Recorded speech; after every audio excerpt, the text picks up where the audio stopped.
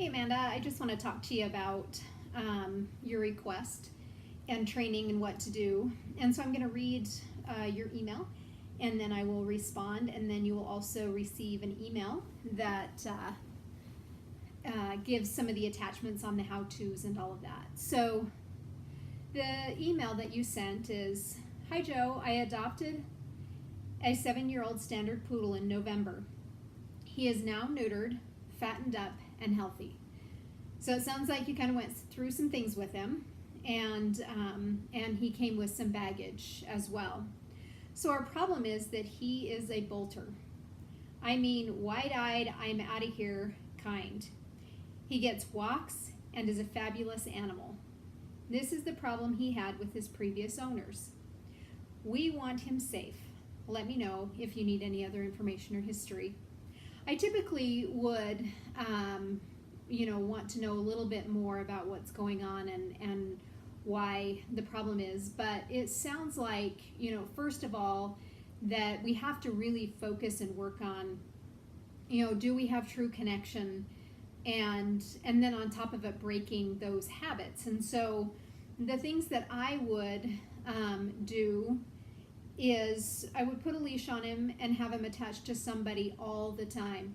And this is something that's not incredibly easy to do. It is something that a lot of people are challenged with, and sometimes it becomes a pain in the butt. And I'm not going to say it's easy, because we all go through it, and sometimes it's just not easy. And so putting him on a leash and connecting him to you and making him find the joy in hanging out with you and being with you and what to do at the door, and stop giving him the opportunities to do it. The other thing that I would recommend doing, just because of kids in the household and doors being open randomly, are two things. One, I would put a note on the door that asks, "Are you aware of where the dog is at?" and put his name down. And then the other thing that I would do is put a baby gate on the outside of your door. And I know this is not real appealing as far as looking, but it takes away that drive and that desire to go when he doesn't have the opportunities and he's not looking for the opportunity. So the gate is a reassurance with kids opening the door and people coming in and out that there's a dog in the house and he's a bolter, and we need to stop the behavior. Because sometimes being on the leash all the time is not always the easiest thing to do, and it's not, and sometimes it just doesn't happen. I know that life happens, and I know that we get complacent or get busy and we forget, or we're not thinking, or somebody else was supposed to have the dog and they don't. And so putting the dog on a leash is number one, important, but two, having the note on the door as well as the baby gate on the outside, so when you open that door, that baby gate is there. So it takes away the stress of us micromanaging that door, and then it makes us become more aware of what he's doing. The next thing that I would do is give him a job that his cue is when the hand goes on the doorknob. So you're not stopping him from coming to the door, but once the hand goes onto the doorknob, what do you want him to do? And I recommend having a rug or a place for him to go onto that you can back tie him to that place once he's on his spot, and then you can go and answer the door. And so if you have a banister close to the front door, or a heavy piece of furniture that you can hook a leash to that has a mat or a rug or a towel or something that he can get onto, that you all go to the door together. And then once you're at the door, the hand goes on the handle. Once the hand goes on the handle, you turn and ask him to go to his place, and you hook up the leash. So again, it takes away that opportunity.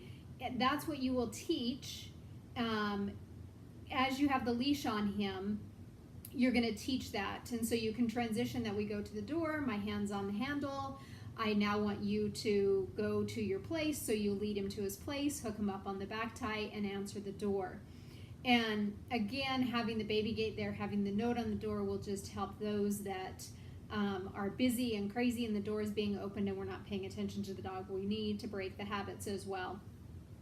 The other thing that I would recommend doing is back tying him in places and hooking him to, banisters or bedposts or, kitchen tables, places that he can be back tied. And I recommend back tying him a lot. into, you know, a handful of places that are his places, that are safe places, that are secure places.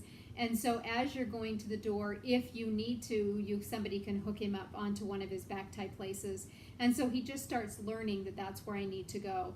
With one of my dogs, I don't have door bolters, but it's overwhelming when we had the two shepherds coming to the door. And so the one, we just never let her come to the door. And so she just naturally goes into her place, into the bedroom where she was always back tied in her place to teach her to settle. Michelle has, her dog goes into the bathroom. Every time somebody's at the door, he just runs in, and he naturally runs in. If one of us come over and we head into Michelle's house without knocking, he naturally runs to the bathroom, and so he gets out of the picture. And then Melissa's dog, she goes and does a couple of tasks, such as closing doors, getting on her place. She does some pretty random, crazy, different things that she does to have when somebody comes to the door of her house. Now, these are all tasks that take the dog away from the front door instead of being right there and being ready. There's different reasons why we have that, and their dogs are not bolters, and neither was mine. But it's still, we don't need the craziness at the front door and just taking that desire and that drive away, but also breaking the habit. The other thing that I would recommend doing is hand feeding, and hand feeding for quite some time, their meals, every chance you get, at least one a day, hand feeding. We're creating a connection, we're creating the security, we're decreasing that feeling like I have to survive. And so once you start hand feeding, you'll see a little shift where he's looking to you and he's waiting for things. And you can use food to get him to go to these places and his back tie places. And so it's just constantly creating that connection. The other thing that I would recommend doing is, had a Cocker Spaniel door bolter. I mean, just a lovely little thing. She could do all kinds of things, but she, for some reason, was the same way. And so we did target training with her, and eventually her target became, when the door's open, you close it. And we started with cupboards and doors inside, and then transitioned that to the outside door. But we also had the baby gate up, so that desire stopped and we broke the habit first.